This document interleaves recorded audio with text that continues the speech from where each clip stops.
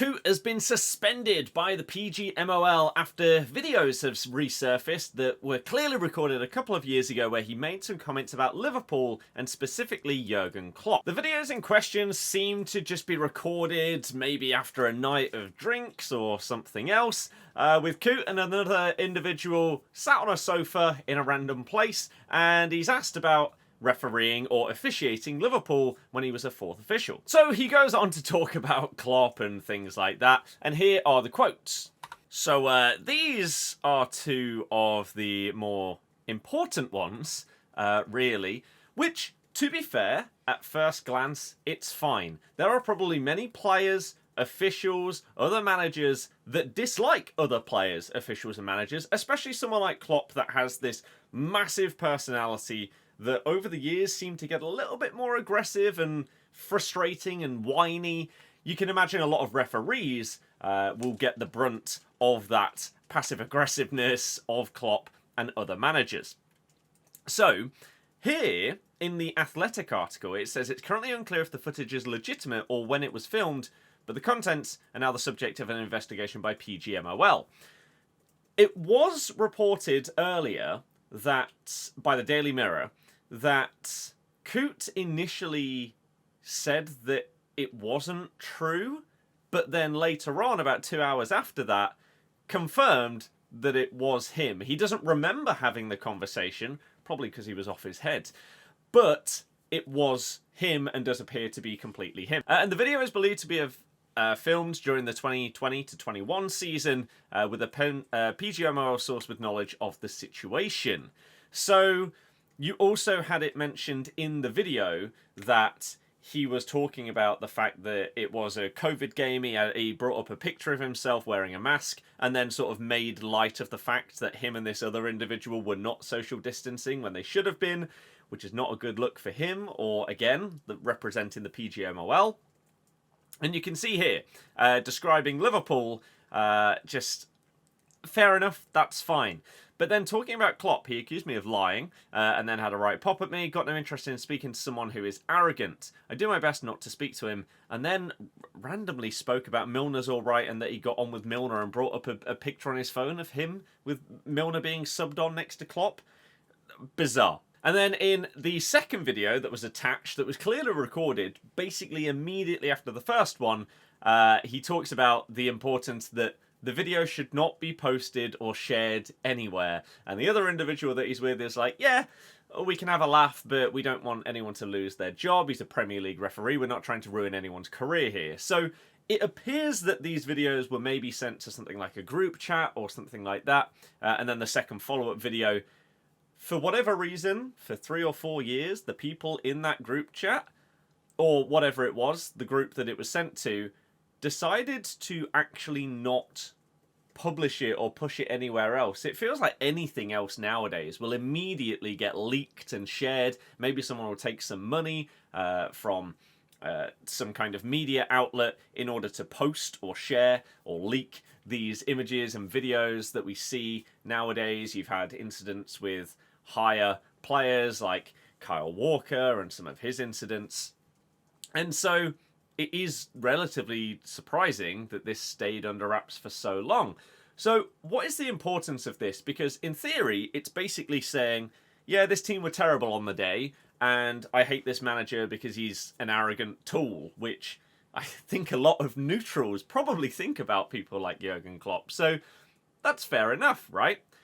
However, you can then say that maybe not this season, but previous seasons under Klopp's tenure at Liverpool, would he have some kind of unconscious bias because he's really not a fan of Klopp and therefore Liverpool? Because we all know that the personality of Klopp sort of spread into the players and they would act and speak in similar ways to him about incidents and things like that. So the history of Liverpool's background with David Coote is where things potentially get into the muddy water territory for the PGMOL and David Coote himself. Because if we go back to last December, Jurgen Klopp, when Coote was on VAR duty, he was frustrated when Chris Kavanagh was not sent to the monitor for an incident that a lot of you will remember, which is the Odegaard handball. The top incident right here, where the ball was clearly handled by Odegaard, and I think that the explanation from the PGMOL at the time was that, like, he was regaining balance and therefore it was fine. But surely you should have been sending him to the monitor to get his opinion on that matter. So that was a really, really big one, because these kind of things can decide title races. And Klopp said, I'm pretty sure someone will come to explain it to me why it was not a handball, but I don't know how. Howard Webb subsequently admitted that Coote had made an error and that the penalty should have been awarded. So already not a good look. You know, when the PGMOL and stuff like that have to backtrack on a decision, nowadays you've got this weird Twitter account that sort of live tweets PGMOL and VAR decisions in real time. Even if they then have to retrospectively apologise for them and say that they were incorrect, they'll put them out there and the reason they gave that decision. So, bizarre, but it is what it is. Webb was on the mic'd up thing on Sky, which if you've ever watched it, it's sadly really, really tame, because it could have been a really nice opportunity for... I know it's Michael Owen that hosts it, and he's not going to ask tough-hitting questions, but it would have been good to actually ask them about specific scenarios, not the ones that they seem to pick themselves. But Howard Webb did say, all the feedback we got after was very clear. The game expects a penalty in this situation, and I would agree. This is one where we didn't reach the right outcome on that basis. And the other high-profile incident with David Coote. Some people are putting false narratives out there. The Rodri handball, where it hit him sort of like there. I can't remember who it was against, maybe Everton. He wasn't on the VAR for that one. Like, that is not true. And also, Richarlison was potentially offside in that one, so was it Everton at the time? Was it Spurs? Couldn't tell you. But Coote was not on that one. However, he was the VAR when Jordan Pickford, remember this one? Had a challenge on Virgil van Dijk, which went unpunished in the Merseyside derby. This is when Van Dijk did his ACL due to that challenge and was sidelined for 9 months. Klopp was perplexed why Coote didn't urge referee Michael Oliver to take action against Pickford, having seen the replays. And that was this incident right here. So you can understand that a match official can have frustration, as I said earlier, at certain managers and players. However, you cannot allow that to make any of your decisions bias in any way, shape, or form. To be frank, we do not know whether this could have been any team other than Liverpool and the decision would have changed. For example, if this wasn't Van Dijk, but this was, I don't know, Max Kilman at Wolves at the time, if he had gone in here and got wiped out by Pickford, would it have still not been given?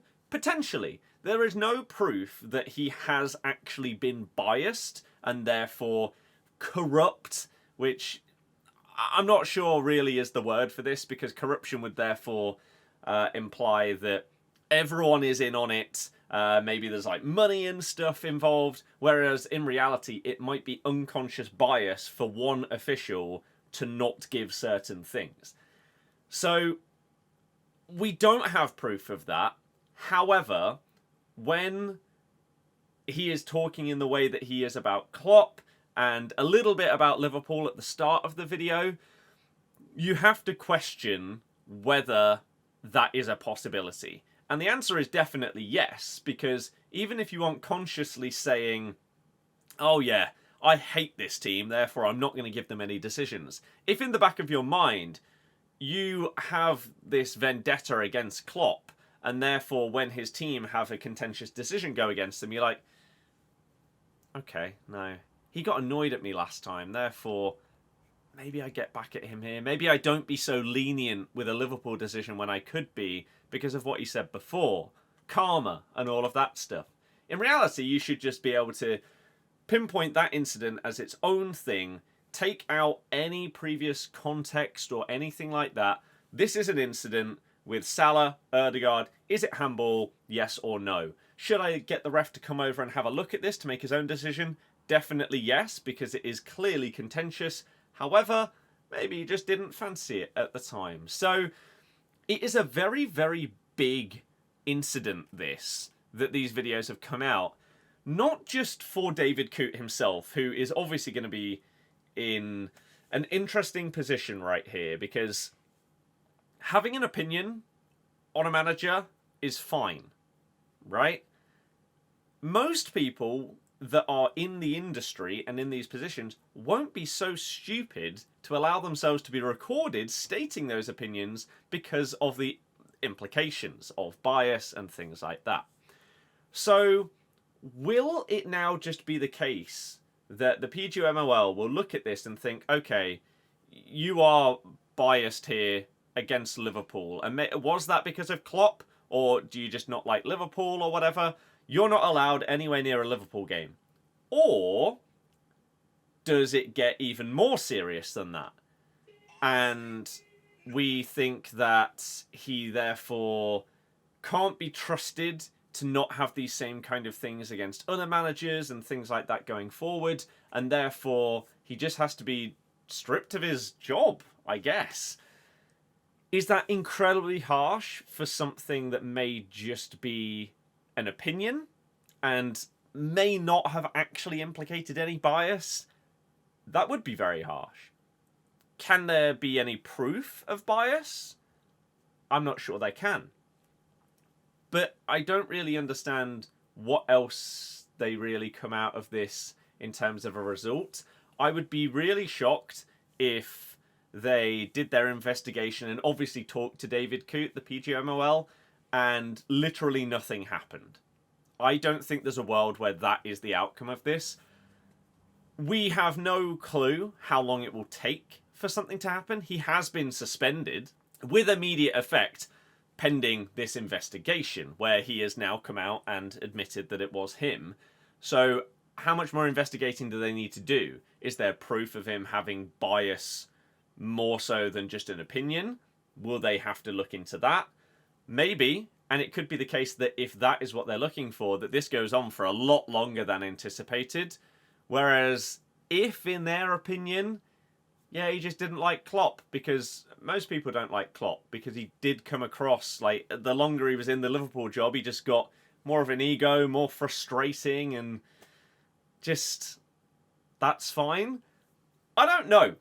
It's a really tricky one, where the dream scenario is that now they start going for referees with no allegiances to any clubs or anything like that, because they are not from England. Some of the best refs in the world, most of the best refs in the world, are from other countries. If you want the best league, the best players, the best managers, the most money invested, surely you also want the best officials in the game.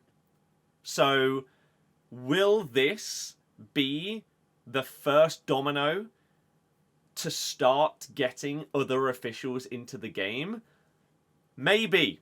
But we'll have to wait and see. I'm interested in your guys' thoughts. Let me know in the comments. And more videos coming very soon. Goodbye.